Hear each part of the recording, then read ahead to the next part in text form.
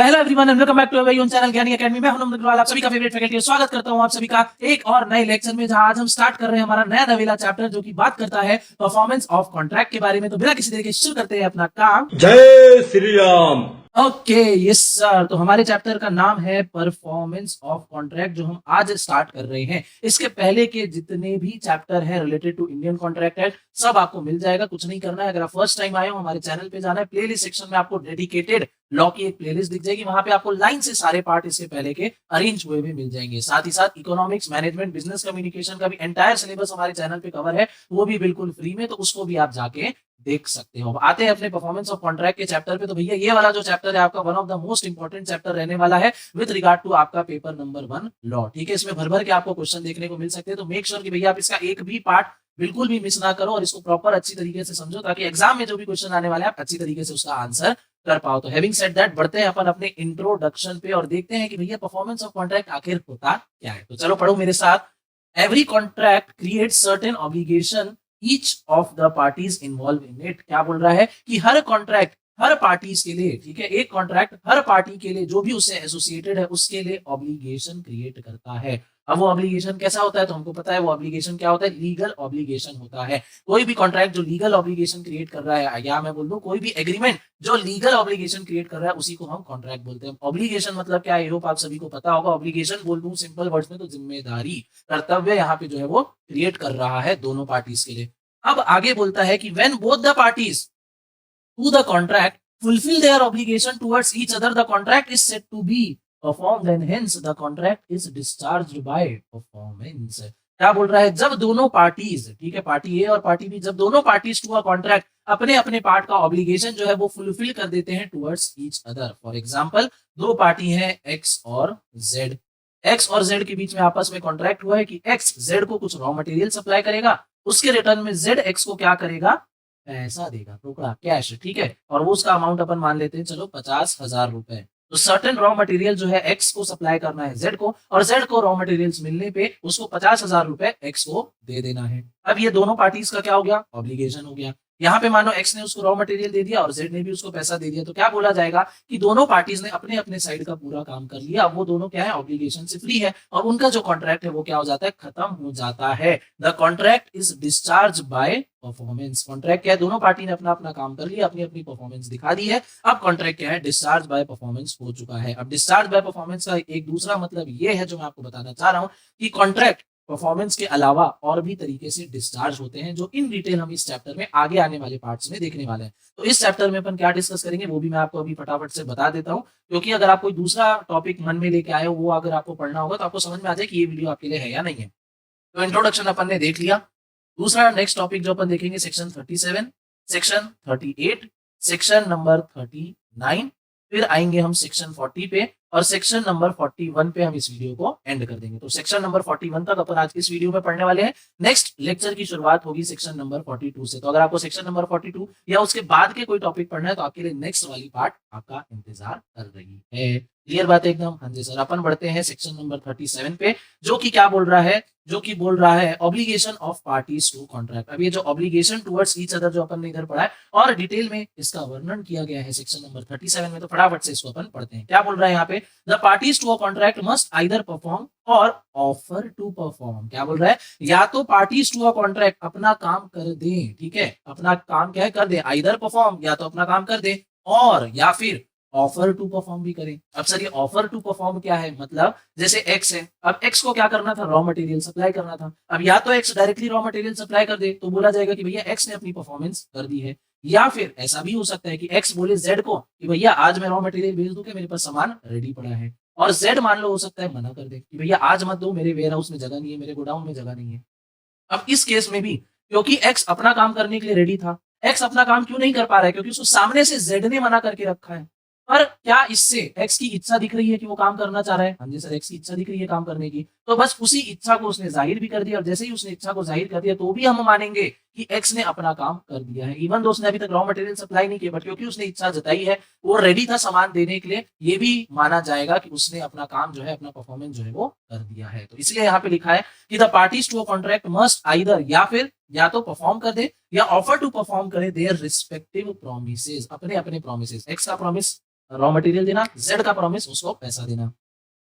Unless such performance is allotted with और excused under provisions of this act, unless भैया उसको act के अंदर, हमारे इस लॉ के अंदर कोई चीज उसको रोक रही हो, ठीक है। अगर कुछ ऐसा नहीं है और सामने वाले ने या तो परफॉर्म कर दिया, परफॉर्म करने के लिए ऑफर कर चुका है, तो परफॉर्मेंस उसका हो गया ऐसा माना जाएगा। और एनी अदर लॉ, या तो कॉन्ट्रैक्ट एक्ट या कोई भी अदर लॉ के द्वारा अगर रोका जा रहा है फॉर द टाइम बिंग, तो बात समझ में आती है।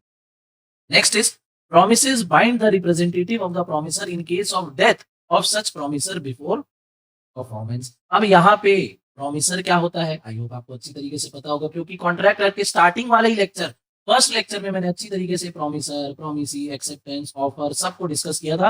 अगर बाई चांस आपने मिस कर दिया है तो मेक श्योर कि आप वो वाला पार्ट जरूर देख लेना। और अगर आपको प्रोमिसर का मतलब पता है तो ये है आपका आज का question of the day. Comment section में आपको कमेंट करके बताना है कि प्रोमिसर मतलब क्या होता है और इसकी डेफिनेशन इंडियन कॉन्ट्रैक्ट एक्ट के कौन से सेक्शन में दी गई है। तो ये आपको प्रॉपर डालना है कि ये सेक्शन है और ये डेफिनेशन है या मीनिंग है, ओन वर्ड्स में भी लिख सकते हो अगर लॉ की एग्जैक्ट डेफिनेशन याद ना हो। क्लियर बात है एकदम? हाँ जी सर। यहाँ पे लाइन ये बोल रहा है कि प्रोमिसेस जो है वो प्रोमिसर को तो बाइंड करता ही करता है, साथ ही साथ उसके रिप्रेजेंटेटिव को भी बाइंड कर देता है इन केस प्रोमिसर की डेथ हो जाती है बिफोर परफॉर्मेंस। यहाँ पे जैसे एक्स है, एक्स का कोई रिप्रेजेंटेटिव है, ठीक है, यानी एक्स का मान लो बेटा हो गया या एक्स का कोई भाई हो गया जो केपेबल है कॉन्ट्रैक्ट करने के, फॉर एग्जांपल बाय।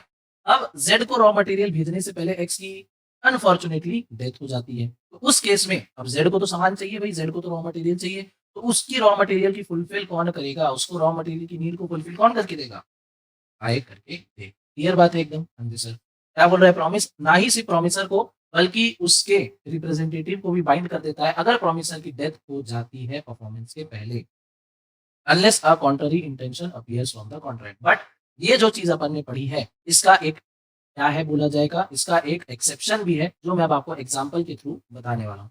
पहले एक दूसरे एग्जांपल से समझ लेते हैं इसी चीज को। ए जो है प्रॉमिस करता है गुड्स डिलीवर करने के लिए बी को on a certain day on payment of 1000 रुपए। ए डाइज बिफोर दैट डे, ठीक है, कोई डे डिसाइड किया, मानो मंडे को डिसाइड किया और ए की डेथ क्या हो जा रही है, संडे को हो जा रही है। अब ए के जो रिप्रेजेंटेटिव है are bound to deliver the goods to B and B is bound to pay 1000 रुपए टू एज रिप्रेजेंटेटिव। अब जो ए के रिप्रेजेंटेटिव है उनको गुड्स डिलीवर करना ही है बी को, और बी ये मना नहीं कर सकता कि मेरी बात तो ए से हुई थी तो मैं ए के रिप्रेजेंटेटिव को पैसा क्यों दूं ना, बी इज बाउंड टू पे the representative of A. Clear बात है एकदम? हाँ जी सर। अब ये अपने पास दूसरा एग्जांपल जहां पे मैं बात करूंगा इस एक्सेप्शन की, मतलब एक ऐसा केस जहां पे अगर बिफोर परफॉर्मेंस प्रोमिसर की डेथ हो जाती है तो उसके रिप्रेजेंटेटिव क्या होंगे, वो बाइंड नहीं होंगे to perform the part. A promise to paint a picture और B by a certain day at a certain price. क्या बोल रहा है, ए ने प्रॉमिस किया बी को कि वो उसकी एक पिक्चर पेंट करेगा एक सर्टेन डे पे सर्टेन प्राइस के लिए। उस डे से पहले ए की क्या हो जाती है, डेथ हो जाती है। A die before that day, the contract can not be enforce either by A's representative और बाय बी। अब क्या है, ये जो कॉन्ट्रैक्ट है ये ए के रिप्रेजेंटेटिव फुलफिल नहीं कर सकते। क्यों? क्योंकि पेंटिंग किसको बनानी थी, ए को। अब जो ए की स्किल सेट है, ठीक है, और बी को भी पेंटिंग किससे चाहिए, ए से चाहिए। मानो ए कोई बहुत बड़ा आर्टिस्ट है, बी ने बहुत जुगाड़ लगा के अप्रोच लगा के उस तक वो वहां तक पहुंचा और एक उसने अपॉइंटमेंट ली। अब ए क्योंकि बहुत बड़ा आर्टिस्ट है और बी को भी उसकी पेंटिंग किसके थ्रू चाहिए, ए के लिए चाहिए, क्योंकि ए की वैल्यू अलग है। हो सकता है ए के रिप्रेजेंटेटिव को ड्राइंग करना नहीं आता हो, क्यों? क्योंकि यहाँ पे भैया ए के स्किल सेट की यहाँ पे सवाल उठ रहा है, ठीक है। तो ए क्योंकि पर्सनली लाइबल हो जाता है, क्यों? क्योंकि ए का खुद का टैलेंट इसमें इन्वॉल्व होने वाला है और ए की डेथ हो जाती है, इस कारण उसका कोई भी रिप्रेजेंटेटिव जो है वो काम नहीं कर सकता है। तो एक्सेप्शन क्या निकल रहा है यहाँ पे स्टूडेंट्स, तो एक्सेप्शन ये निकल रहा है कि अगर किसी के पर्सनल स्किल या टैलेंट यूज होने वाला है किसी कॉन्ट्रैक्ट में, ऊपर अपन क्या पढ़ रहे थे, सामान देना है, तो सामान तो कोई भी डिलीवर कर सकता है, बट अगर किसी का पर्सनल स्किल और टैलेंट यूज होने वाला है तो वो उसी पर्सन को ही फुलफिल करना है, दूसरे से काम नहीं चलेगा अगर सामने वाली पार्टी नहीं चलाना चाहे तो। अगर मान लो एक और इसका एक्सेप्शन का भी एक्सेप्शन, अगर बी बोले कि ठीक है कोई दिक्कत नहीं है, ए नहीं कर पा रहा है, नहीं कर सकता, अब ए के रिप्रेजेंटेटिव मेरे को पेंटिंग बना के दे दो, चलेगा, मैं आपको उतना पैसा दे दूंगा। अगर सामने वाली पार्टी एग्री है तो फिर ठीक है, कोई बात नहीं है, बट अगर एग्री नहीं है तो नहीं हो पाएगा, कॉन्ट्रैक्ट क्या है, कैंसिल हो जाएगा वहीं पे। ठीक है। तो आई होप आपको सेक्शन नंबर 37 समझ में आया होगा। बढ़ते हैं अपन सेक्शन नंबर 38 की तरफ, फटाफट से देखते हैं कि ये क्या है। Effect of refusal to accept offer और परफॉर्मेंस, सेक्शन 38 पढ़ते हैं। Where a promisor has made an offer of performance to the promisee and the offer has not been accepted, the promisor is not responsible for non-performance। क्या बोल रहा है simple यहाँ पे कि प्रोमिसर ने ऑफर ऑफ परफॉर्मेंस कर दिया है, मतलब वही ऊपर वाला केस, एक्स ने बोला कि मैं आपको सामान डिलीवर कर दूं क्या आज, जेड ने मना कर दिया। तो इस केस में the promisor is not responsible for non performance. X अब रिस्पॉन्सिबल नहीं कहलाएगा। जेड कल को जाके ये नहीं बोल सकता कि भाई एक्स ने तो सामान ही नहीं भेजा, 1 महीना हो गया, 2 महीना हो गया। अरे भाई जब एक्स रेडी था सामान लेने के लिए तब तुम ही मना कर रहे थे, और तुम एक्स को नहीं बोल सकते कि आपने काम करके नहीं दिया। Nor does he thereby lose his rights under the contract. Every such offer must fulfill the following condition। और ना ही एक्स के जो भी राइट्स हैं वो वहां पे खत्म होते हैं, ठीक है। एक तो एक्स पूरा सेफ है, प्लस उसके जो राइट्स हैं वो भी खत्म नहीं होते। बट इस सिचुएशन को होने के लिए फॉलोइंग कंडीशन फुलफिल होना चाहिए। पहला, इट मस्ट बी अनकंडीशनल। किसी भी तरीके की कंडीशन एक्स नहीं लगा सकता, ठीक है। एक्स को अनकंडीशनल एक ऑफर करना होगा कि भैया मैं क्या ये काम अभी कर दूं, ठीक है, सिंपल। दूसरा, it must be made at a proper place and proper time. एक प्रॉपर प्लेस और प्रॉपर टाइम पे वो काम होना चाहिए। अब जैसे सामान भेजना है, ऐसे तो नहीं है रात के 3 बजे वो सामान भेज देगा और जेड सो रहा है तो जेड रिसीव नहीं कर पाया तो एक्स बोल दे कि भैया मैंने सामान भेजा था तुमने रिसीव ही नहीं किया। ना, एक प्रॉपर प्लेस होना चाहिए और एक प्रॉपर टाइम होना चाहिए। आगे, and under such circumstances that a person to whom it is made may have a reasonable opportunity of ascertaining that the person by whom it is made is able and willing there and then to the whole of what he is bound by the promise to do। और क्या बोल रहे हैं, ऐसी circumstances भी होनी चाहिए जहां पे सामने वाला पर्सन जिसको ये ऑफर दिया जा रहा है, मतलब प्रॉमिसी के पास रीजनेबल अपॉर्चुनिटी होनी चाहिए ये असर्टेन करने के लिए कि जो प्रॉमिसर है वो विलिंग है काम करने के लिए जो उसको करना चाहिए अंडर अ प्रॉमिस। तीसरी कंडीशन क्या है, if the offer is an offer to deliver anything to the promisee must have a reasonable opportunity of seeing that the thing offered is the thing which the promisor is bound by the promise to deliver। तीसरी condition is कि promisee के पास reasonable time भी होना चाहिए कि जो सामान x ने बोला था डिलीवर करने के लिए, जेड के पास प्रॉपर टाइम होना चाहिए कि उसको चेक कर ले कि जितनी क्वांटिटी बोली थी उतनी आई है कि नहीं, जो क्वालिटी बोला था वो आया है कि नहीं आया, वो मिला है कि नहीं अपने को, ठीक है। तो 3 कंडीशन होनी चाहिए। सबसे पहला, जो प्रोमिसर है वो अनकंडीशनल क्या बोलेगा, फोन करके पूछेगा कि भाई मैं अपना काम अपना पार्ट जो है कर दूं या नहीं करूं। फिर प्रॉपर टाइम और प्लेस होना चाहिए। तीसरा, प्रोमिसी के पास रीजनेबल टाइम होना चाहिए चेक करने का कि अगर उसको जो सामान मिला है वो प्रॉपर क्वालिटी, क्वांटिटी, ठीक है, प्राइस, सब चीज, पैकेजिंग बराबर है कि नहीं, सब चीज उसके पास एक रीजनेबल अपॉर्चुनिटी होनी चाहिए सामान को चेक करने की। क्लियर बात एकदम, हम दे सकते। ये है आपका सेक्शन नंबर 38। पढ़ते हैं सेक्शन नंबर 39 पे, effect of refusal of party to perform promise fully. अब ये क्या है भैया, बड़ा इंटरेस्टिंग सेक्शन है। क्या लिखा है यहाँ पे, when a party to a contract has refused to perform or disable himself from performing his promise in its entirety, the promisee may put an end to a contract unless he has signified by words or conduct his agreement in its continuance। क्या बोल रहा है यहाँ पे कि दो party के बीच में कॉन्ट्रैक्ट हुआ है, क्लियर बात एकदम, और वहां पे एक पार्टी या तो अपने प्रॉमिस को परफॉर्म करने से मना कर दे या वो कुछ ऐसा काम करने लग जाए जिससे हमको लग रहा है कि भैया वो अपना काम नहीं करेगा, ठीक है।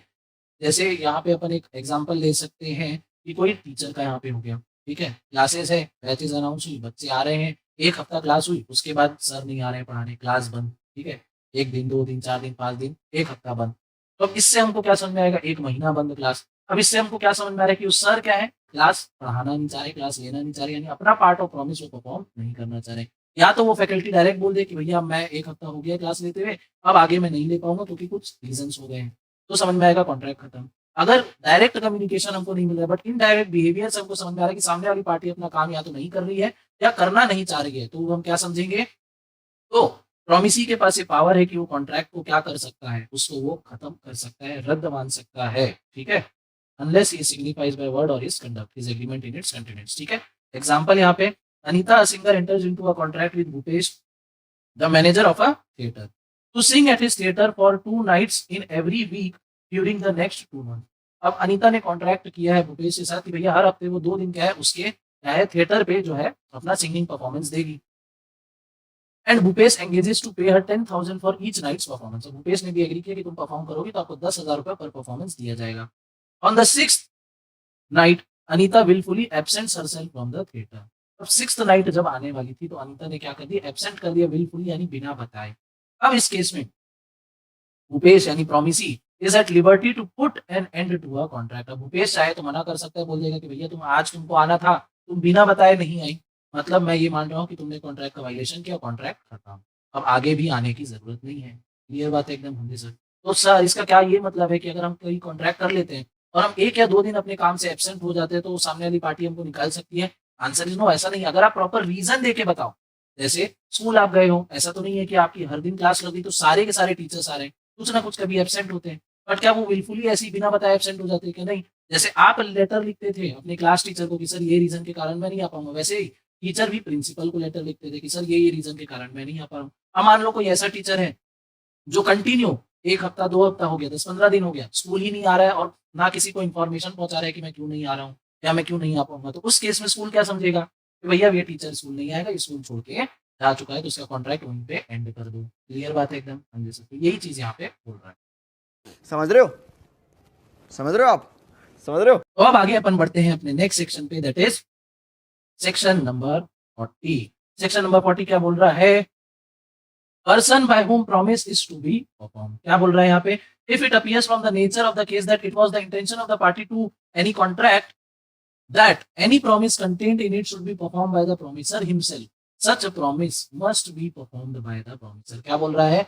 कॉन्ट्रैक्ट कर रही है दो पार्टी और उस कॉन्ट्रैक्ट में ऐसा इंटेंशन आ रहा है कि जो काम यानी जो प्रॉमिस है, जो ऑब्लिगेशन है, वो सिर्फ और सिर्फ प्रॉमिसर को ही करना है। तो उस केस में वो काम प्रॉमिसर को ही करना पड़ेगा और कोई दूसरा उसके बदले में काम नहीं कर सकता, या कोई दूसरा उसके बदले में काम करता है तो प्रॉमिसर उसको एक्सेप्ट नहीं करेगा। ठीक है, यानी वही पहले जो अपन ने डिस्कस किया था कि जब किसी पर्सन के खुद के टैलेंट स्किल की बात आ जाती है, personal talent, personal skill, personal expertise की बात आ जाती है, तब यहाँ पे ये चीज इंप्लाई होगी। ठीक है, in other cases the promisor or his representative may employ a competent person to perform. Section 40 क्या बोल रहा है कि अगर कॉन्ट्रैक्ट में स्पेसिफिकली लिखा है कि काम करेगा तो एक्स ही करेगा, ठीक है, सामान देगा तो एक्स ही देगा, ना एक्स का मैनेजर देगा, ना एक्स का कोई बेटा भतीजा देगा, कोई नहीं, सामान मेरे पास गाड़ी चला के एक्स ही आएगा तो ही मैं मानूंगा, तो ही लूंगा, वरना नहीं लूंगा।